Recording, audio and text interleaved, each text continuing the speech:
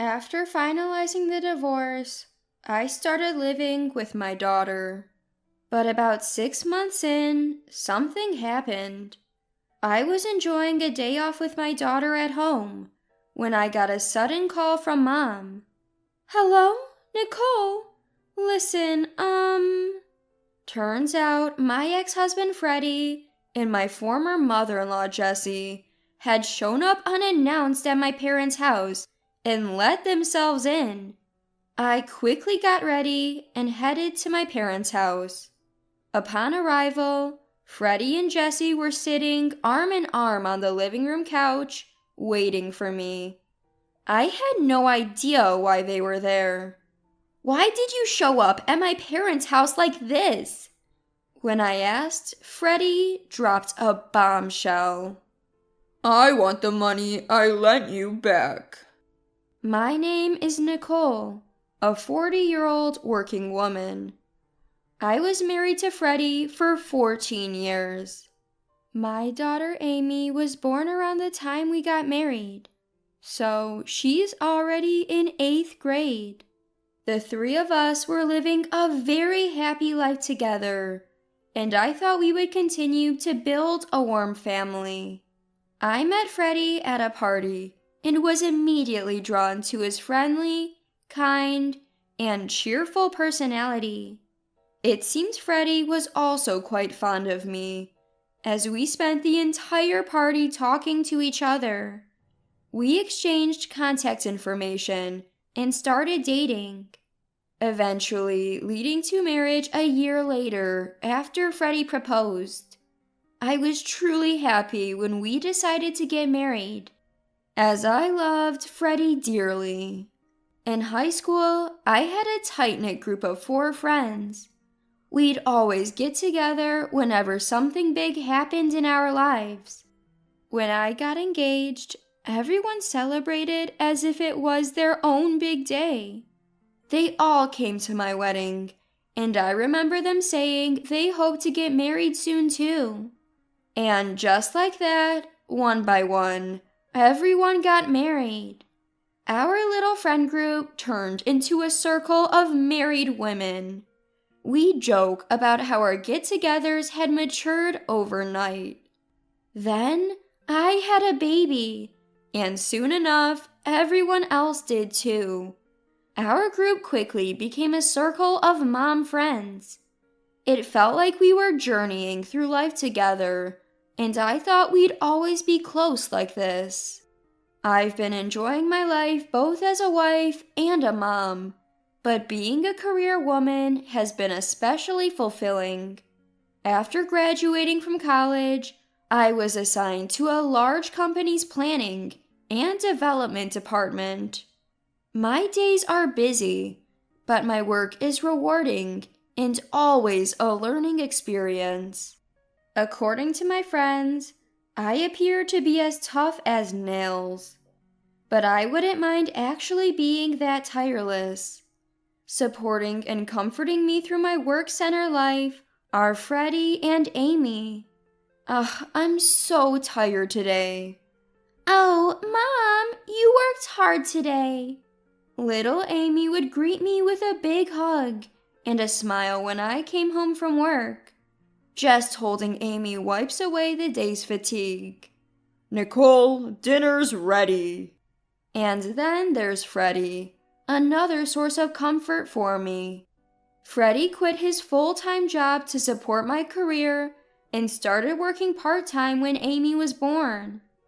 He even picked her up from school and took on jobs at a local cafe. When I'd get home, a warm meal was always waiting for me, prepared by Freddie. After a tiring day at work, coming home to a warm meal was truly a joy. We'd unwind with Freddie's cooking, tuck Amy into bed, and talk about our day.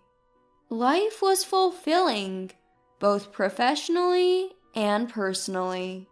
This was possible because Freddie and Amy were understanding of my work. But I started to take their kindness for granted and became more engrossed in my job. As I began to deliver results at work, I got promoted and earned a title. That led to more overtime, and I started coming home later and later. And when I'd finally get home, Amy was often already asleep. So Freddie continued to take on more shifts at the cafe, fully engrossed in his work too. Lately, I've been really into trying coffee from various specialty stores. Bought some beans today as well. I also picked up some cakes from a new bakery, so let's have them with coffee. Freddie was so passionate about coffee. He was constantly learning about roasting, different beans, and brewing methods, and practicing them all at his workplace. And because of that, we always had amazing coffee at home. Both Freddie and Amy were so understanding and indulging of my work-centric life that I failed to notice that it was straining our family dynamic. I only realized this when Amy came to me with a concern. "What's up?" Well, the other day when I was hanging out downtown with my school friends, I saw Dad with another woman. "What?" It's not like they were holding hands or anything, but they seemed close. Plus, I've noticed for the last year or so, Dad's on the phone a lot right before you come home, Mom. And there are times he's so into his phone, he doesn't even hear me when I talk to him. He looks happy while he's staring at his phone screen. At first, I thought he was texting you, or maybe you were calling him while you were at work. But after what happened recently, I can't help but wonder if he's talking to that woman. Amy looked really sad as she said this.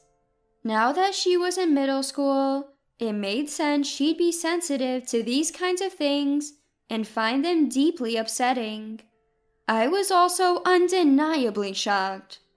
I had always believed that Freddie was faithful and put me and Amy first. If he's been having an affair, that would be incredibly heartbreaking. I'm so sorry, Amy. I've been so focused on work and didn't realize what you were going through.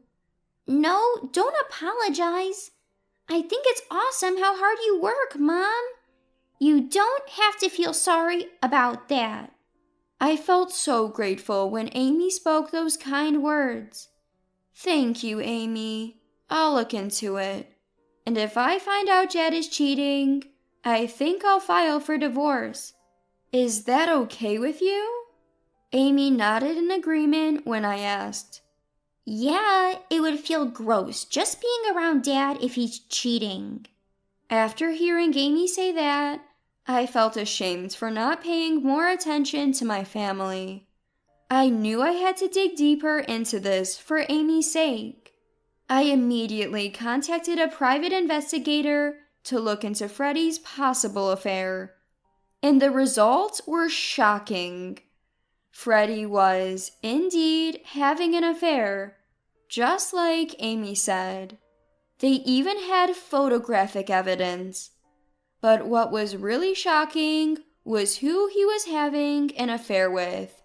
It was none other than Margareta, a close friend and classmate from my high school days. I was more shocked by that than by Freddie's infidelity. I felt betrayed by a friend I had always thought was trustworthy and close. Margareta was a housewife and the last among my close friends to get married. Her child is only about 5 years old. Despite that, she was having an affair with my Freddie. When I got the evidence, I was so shocked I couldn't move for a while. If I hadn't been in my own room, Amy or Freddie might have seen me, and that would have been a disaster. I couldn't show these pictures to Amy, and it was too early to confront Freddie. I took a deep breath to calm myself. And then I got a message that one of my good friends had switched jobs.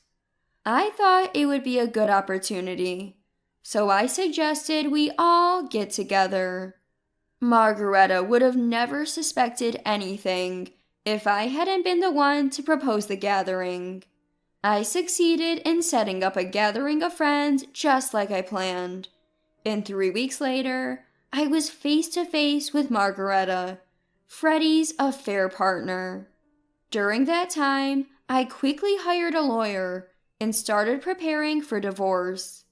I also told Amy about what I found out and that I'm planning to divorce him.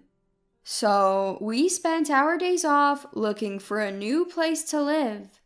And before I knew it, the day of the gathering with close friends arrived. First, we chatted about new jobs with friends who had recently switched careers, and everyone caught up on their latest news. Margareta was acting completely normal, seemingly unaware that I knew. It must be nice to have job changes and stuff to talk about. I'm a housewife, so my life is pretty much the same every day. Margareta responds just like that. Well, you have a husband who brings in plenty of money, so you don't need to work. That's not bad, right? Another friend chimes in. I am grateful for that, but yeah, sometimes I do feel a bit bored. Conversations had flowed long enough. It was time. So, is that why you had an affair with someone else's Freddie? What? My comment stunned not just Margareta, but everyone else too. Wait, Nicole, what are you talking about? Margareta turned pale and stayed silent as another friend questioned me. Margareta's been having an affair with my Freddie. What? No way! You're joking, right? I can't believe Margareta would do that. Other friends tried to defend Margareta. Seizing the chance, Margareta joins in. What? Nicole, what are you talking about? Are you sure you didn't mistake me for someone else? Of course, she'd play the innocent card. Is that so? Well, let's make sure everyone else sees it too. With that, I pulled out photos from my bag. The friends were speechless at the photos I laid out on the table. No way! Margareta, why would you? Margareta herself probably never imagined I'd have evidence in the form of pictures. She covered her open mouth with her hand, unable to hide her shock. I was genuinely devastated. Why would you have an affair with my Freddie? Margareta seemed to realize she couldn't escape the situation. I'm sorry, I actually started going to the cafe where Nicole's husband works and found out that he was there. My husband makes good money, but since we got married, he hasn't really been attentive. So I was lonely. Margareta burst into tears. But being lonely isn't an excuse for an affair, especially not with my husband Freddie. I continued the conversation, not swayed by Margareta's tears. Sorry to have to say this in front of everyone, but I'll be demanding compensation from you, Margareta. I also dropped off the paperwork detailing this at your house. Your husband is probably going through it right now. What? Why would you do something so cruel? Cruel? Who's the one cheating despite being married and having kids? You need to face the consequences. Hearing this, Margareta's face turned ashen. We can't really trust Margareta anymore. The rest of us left the restaurant, leaving Margareta behind. I've had my revenge on Margareta, so Freddie's next. He's probably heard from Margareta by now. Sure enough, he was already tipped off by Margareta when I got home. Hey, what's going on? What do you mean? I got a message from Margareta. About the affair, perhaps? Why would you expose us like this? You're the worst, you know that? Pretending to be a good husband while cheating behind my back. Margareta has a family too. Why would you expose her to her husband? You're saying that too? People who cheat must think alike. If you've done something wrong, you should be punished. So I'm divorcing you and demanding alimony and child support. He couldn't deny it. I had all the evidence. Mike agreed to the divorce, but wasn't happy about the financial part. Once I told him I was ready to take this to court with a top-notch lawyer, he finally agreed to pay. So I divorced Freddie and sold the house we were living in. Amy and I moved into a new condo. I took legal action against Freddie and Margareta, and thanks to my lawyer, I got $30,000 from each of them. Of course, I also demanded child support from Freddie. After the divorce was settled, life with Amy started to get into a new rhythm. Sure, it took a toll on me mentally, but slowly the wound started to heal. Then, about 6 months later, something happened. I was enjoying a day off with Amy when I suddenly got a call from Mom. What she told me was shocking. Freddie and my former mother-in-law Jessie had showed up unannounced at my parents' home and even let themselves in. Dad happened to be out at the time. That's why Mom had called me urgently. I quickly got ready and headed over. When I arrived, Freddie and Jessie were sitting on the living room couch, arms crossed, waiting for me. I had no idea why they were there. Why are you here at my parents' house all of a sudden? When I asked that, Freddie dropped a bombshell. I want you to pay me back the money I lent you. What? I've never borrowed money from you. I spent $1,500 on our wedding. The wedding is all about the bride, so that's like lending it to you. Divorcing me is basically fraud. I'd like to sue you for marriage fraud, but if you pay back the $1,500, we can settle this. Freddie was making an outrageous demand. Jessie also said, "Pay up already." Come to think of it, Freddie had become a full-time employee at the cafe he was working at after the divorce. I'm pretty sure the cafe didn't pay much. He must be asking for money so aggressively because he's broke. Just so you know, the wedding was about both of us, and I contribute more to our daily living costs. If you look at the grand total, $1,500 seems like pocket change to what I'm providing. So stop making absurd demands that complicate things. Even after saying this to drive them away, the two didn't budge an inch. Then Dad came home. It looked like Dad had gotten a call from Mom and rushed back. What the heck are you two doing here? Freddie explained the same thing to Dad, who listened in silence. But you could tell he was past angry and more into disbelief at the ridiculous demands. In the first place, you're the one at fault for having an affair. If you're going to make such an unreasonable request, leave now. After Dad said this, Freddie made a heartfelt apology. Please, Nicole, lend me the money. It's not just from you. Margareta's husband is also asking for compensation, and it's really tight. $1,500. No, even $10,000 will do. Asking for money even now? Is he out of his mind? I simply said, no, go home. But Jessie was like, get real. You also have a responsibility for the family not working out.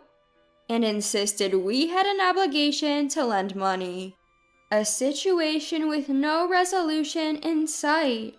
Then Dad said, Fine, I'll get it ready now. Just wait. And went into another room. Wait a minute, Dad, what are you doing? As I hurriedly went after him, Dad wore a gleeful smile. Hey, we've got plenty of money, so why not share some with them, right? Haha. I got the gist when I saw Dad open the closet and pull something out. Ah, this is going to be good.